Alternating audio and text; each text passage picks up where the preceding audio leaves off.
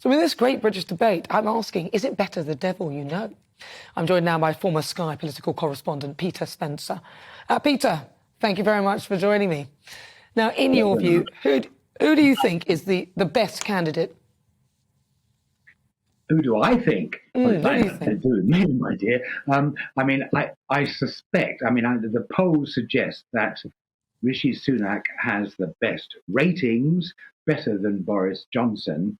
And I strongly suspect that the grown-ups within the top of the Tory party who are trying to organise something like an orderly transition to yet another prime minister are praying that the evidence actually turns out to be false, that Boris Johnson is not on the list as well, because if he is, that will mean it will go to the party membership, and they very likely would vote for Boris Johnson. Now, remember, it was they who voted for Liz Truss, and what a disaster that was.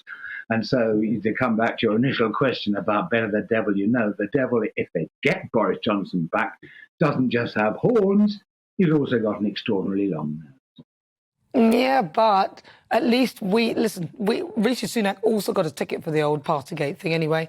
And I don't know, do we need to move on from that? Because how can Sunak and Johnson have legitimacy to be lawmakers when they both broke the rules? Then, if that's the case, Rishi Sunak and him Rishi shouldn't be entering either.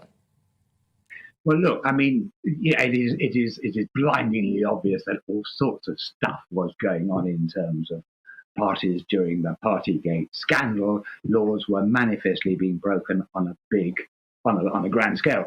But the difference is between Sunak and Boris Johnson is that Boris Johnson told the House of Commons there is nothing to see here. Now, the House of Commons Select Committee of Privileges is tasked with the job of working out whether he misled Parliament. Now, the rules have actually tightened up a little bit in this regard, or rather the bar for a conviction has been lowered. Originally, it used to be a matter of did he knowingly mislead Parliament? In other words, if stuff was going on and he didn't realise about it, then he's off the hook. But it now says if he misled Parliament, then he's not off the hook. He's in serious trouble. And it is blindingly obvious that stuff was going on. Everyone knows that. So I don't quite see how he gets out of that particular jam. Yeah, but they're shifting the rules, aren't they, all the time to suit them? I mean, they even tried to shift the rules so that he couldn't get rid of him within a year. Let's just have a chat with, stay right there, because we'll come straight back to you. But I'm also joined by former Conservative Cabinet Minister Anne Widdecombe. Anne, so here we are. I mean, it's almost as though all of this didn't really happen. Who do you think is the best candidate at this stage? Well, I think it's actually quite a difficult choice, because you have to remember that the membership decided not to vote for Rishi Sunak. If the MPs now put Rishi Sunak in, that is going to cause a lot of question marks between the membership of the party and the parliamentary party. And so, I mean, there is that problem with Rishi. I don't take seriously the fixed penalty notice. He had one. He's not charged with misleading the House. I don't think that in itself is a barrier. Now, I think the problem with Boris is that you still have got this wretched inquiry. So let's suppose we go for Boris. And Boris takes over, and we get a great leap upwards in the opinion polls, and Boris starts being Boris, and actually the nation quite likes him, and it all starts to go well, and we've all forgotten Partygate. But then, lo and behold, along comes the inquiry with its results, and if its results are to find him guilty, then there'll have to be a penalty, and this is not just a penalty for any MP, this is the Prime Minister himself. Lo and behold, more trouble. Now, I don't think either of those two is wholly free of that sort of trouble, because with Rishi, you've got all the tax arrangements, which are going to be rehashed and revisited. And so I think it's really quite a difficult one. Now, my view always was, of course, that Boris shouldn't have gone. But you do have to ask this big question, which nobody appears to be asking, which is, why did the membership vote for Truss? Now, they voted for Truss because Truss actually held out a Conservative programme, low taxes, low spend, incentive, investment, being competitive with the EU, rather than, trying to pretend Brexit didn't happen. That was Truss's programme. It was a highly attractive programme, which he then completely bungled in the implementation, but it was so attractive. Rishi doesn't offer that, bluntly. Boris doesn't offer that. When does the membership get somebody who offers what they want? And as for Penny, she is far, far too woke. Forget Penny now for these purposes. Well, let's bring Peter back in. Peter, Anne says Penny is far too woke. Would you agree with that? Well, I mean, to be perfectly honest, I endorse a great deal of what Anne has just said. In fact, I think she's looking particularly splendid. I haven't seen her for a number of years, so it's a joy to see her again now.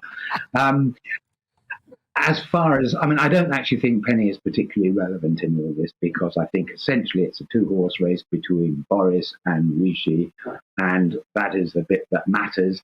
And I do take Anne's point about how they'll probably rehash the tax stuff again, but the Privileges Committee, they're going to report in a matter of weeks. Suddenly, what is, all this stuff from yesterday, we don't talk about the war and all that stuff, is going to be today's news. And there's a good chance, let's face it, that they will actually throw the book at him. He will have to leave Parliament to face a by-election in his relatively marginal constituency. I mean, wouldn't that be a right laugh if you find that the Prime Minister is chucked out of Parliament? What should be like Lord Hume and do it from the House of Lords? I mean, God knows where we go from there. Yeah, I don't think he'll be chucked out of Parliament, Peter, because you've got to remember that any MP who is censored by the Standards Committee can appeal to the House of Commons, and there's a very big Conservative majority there, and turkeys don't vote for Christmas, and I can't see them actually, however strongly they may feel, voting to make Boris leave Parliament. If he doesn't have to leave Parliament, he won't have to have a recall petition and all the rest of it.